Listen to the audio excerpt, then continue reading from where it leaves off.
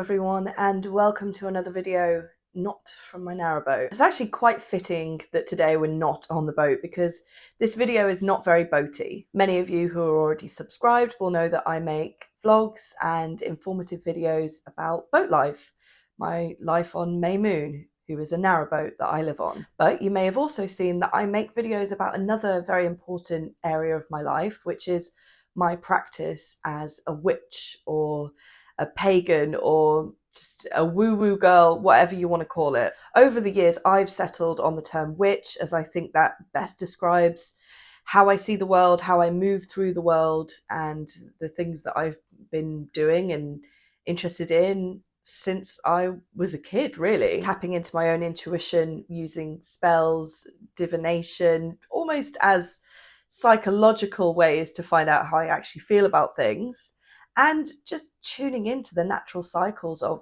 myself and the world around me. Time, nature, the seasons, these things undoubtedly have ebb and flow. We can see that with our own eyes, we can feel it.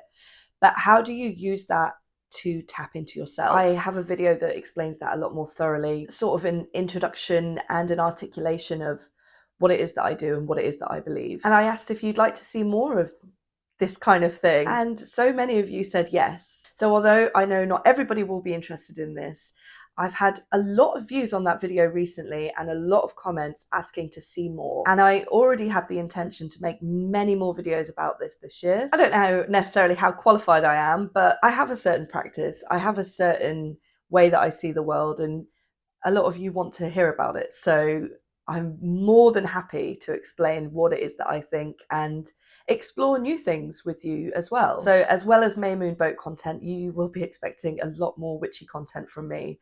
And if that's the kind of thing that you like and you're new here, please subscribe. I would love to talk more about it. If there is anything in particular that you'd like to know, please let me know in the comments. So as we are at the beginning of the year, or are we? It is obviously what we see as the traditional beginning of the year, the 1st of January. I thought I would talk you through the 13 moons that we're going to see in 2024, what they mean, how to use them, how to harness the power of the moon, and what each individual unique moon represents. Since ancient times, people have been looking to the sky for guidance. And although the sun's light and warmth strengthens and wanes across the year, it is the moon where we see distinct and repeated cycles month on month. The stars were for guidance, navigation, interpreting the more delicate intricacies of our own behaviors and emotions as mere mortals. But the moon's pattern had a very essential and tangible role of informing when we sow and harvest our abundance, and even just our sustenance. So this is the lunar calendar for the coming year. You can use this video to set your goals, plan the year ahead, inform when to make moves, when to do certain spells, when to act and when to rest. This will inform the best time to set those intentions and harnessing the power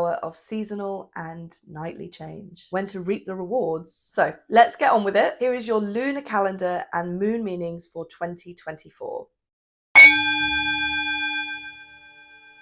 The wolf moon is about birth, renewal, the start of a new cycle, new beginnings, forming habits, inspiration, the first spark, rebirth, a time to manifest the change that you want to see. Really think on the transformation that you want to have in the coming year. Set your desire, plan the goals. This is an especially great time for career changes. But more than anything, January is a time not to make those initial moves, but to plan, to rest, to sleep, to really delicately think about what it is that you want to see in the coming year. Decisions like transformation and changing your whole life around shouldn't be taken lightly, shouldn't be done quickly. Really take that time, really think about what it is that you want to see in 2024. January is the time to think about that, which is good news if, like me, you haven't made any plans by now, you haven't set those goals for the new year, you haven't written your New Year's resolutions. You've got a whole month to do it. In December, we're busy, we're celebrating, we are reaping what we've sown throughout the year, enjoying the celebration with friends. It leaves us very little time to actually think about those January 1st moves that society tells us to make. I think it's better to think for a while,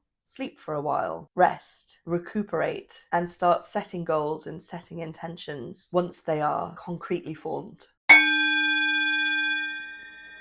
The snow moon.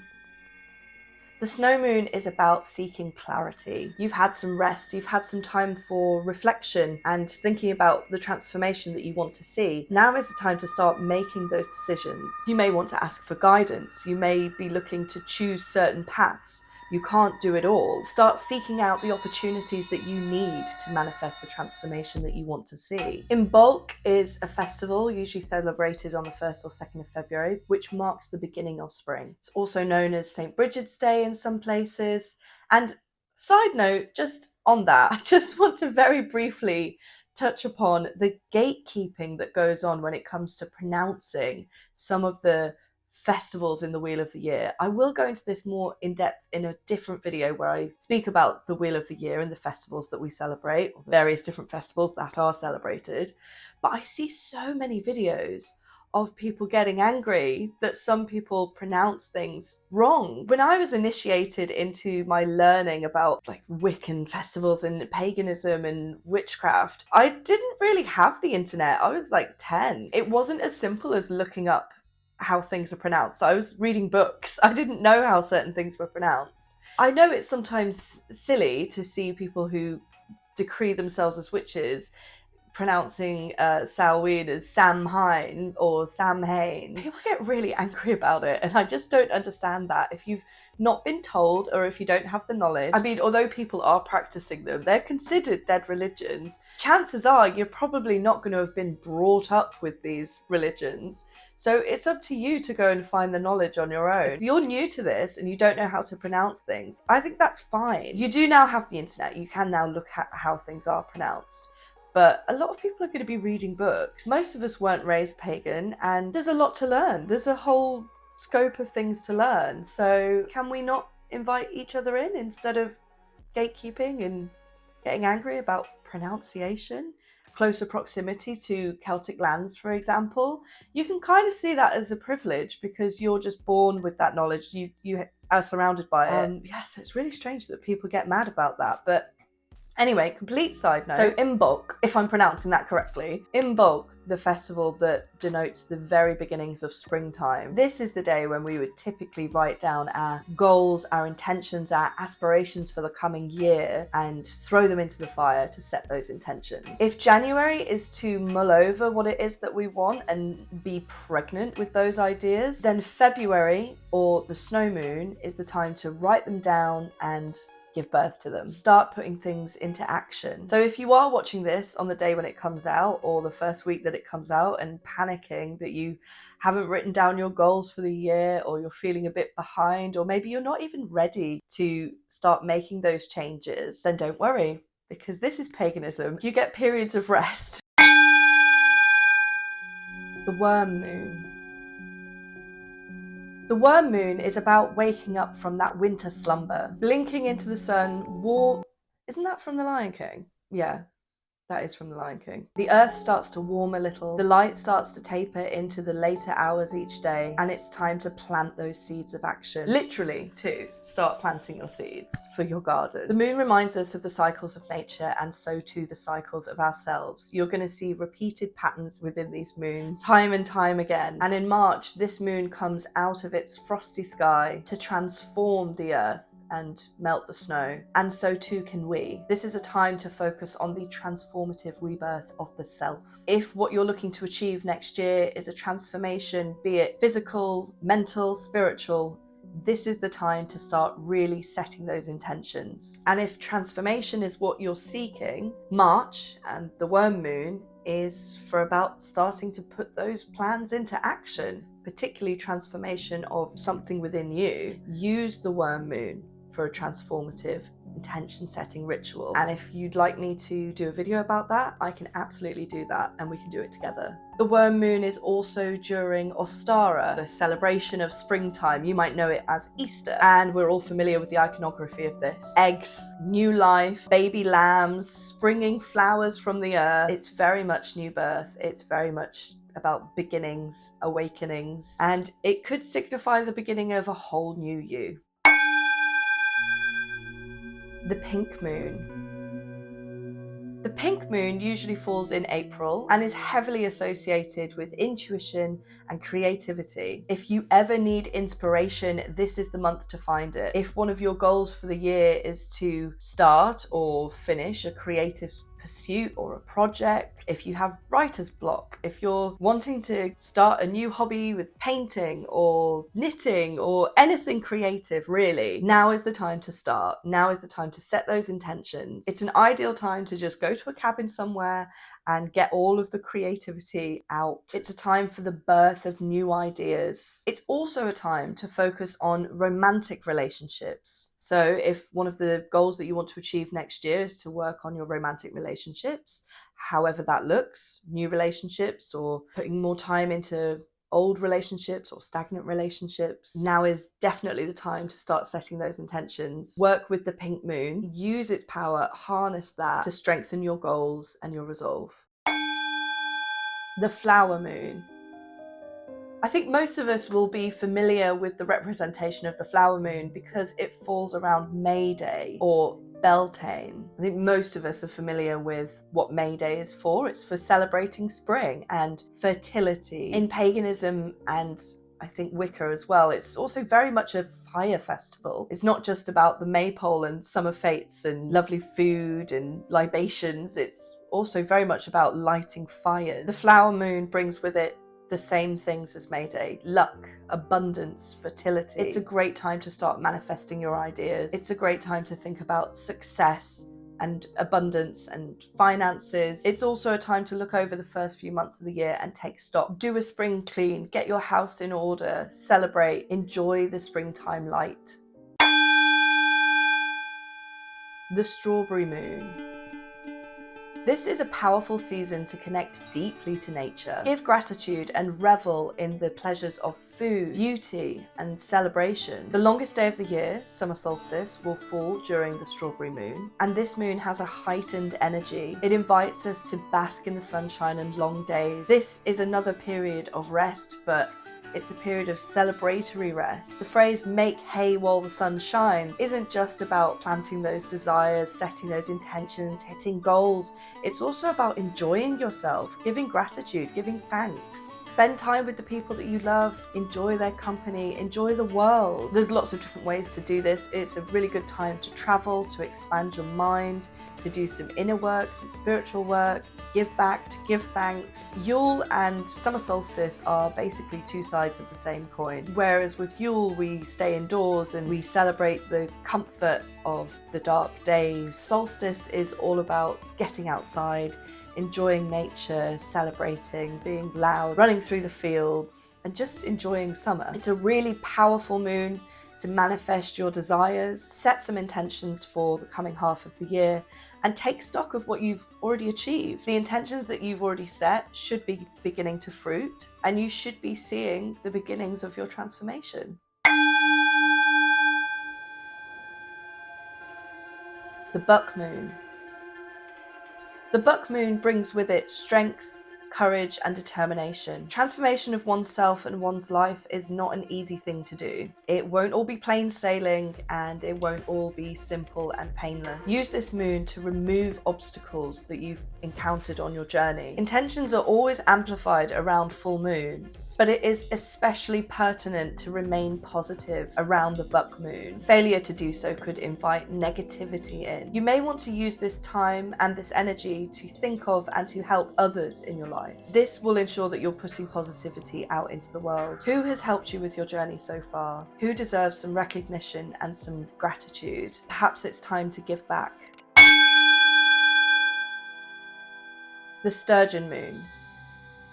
When we talk about abundance and manifestation, Beltane gives us the beginnings of this. The new growth that we saw after a long winter of waiting, and the Sturgeon Moon is where we really start to see powerful abundance. The Sturgeon Moon is where you should absolutely be doing money spells. I did a money spell around the Sturgeon Moon last year, and oh boy, this is the moon that you want to use. I didn't even know at the time. It didn't even occur to me. I just happened to be doing one. And the moons in order like this and looking at their representations like this for this video, I've realized that a lot of the intentions that I set last year, and I don't do it every single month. You don't have to do a spell every single month. Can if you wish to, but that's why a lot of these moons are not just about manifestation. They're not just about setting intentions. They're also about rest and celebration. The abundance that you can find with the Sturgeon Moon is not just financial, it's also in terms of career, success, relationships, anything really, anything that you set your mind to and set an intention with,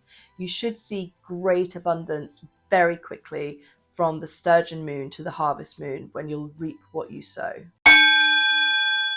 The Harvest Moon.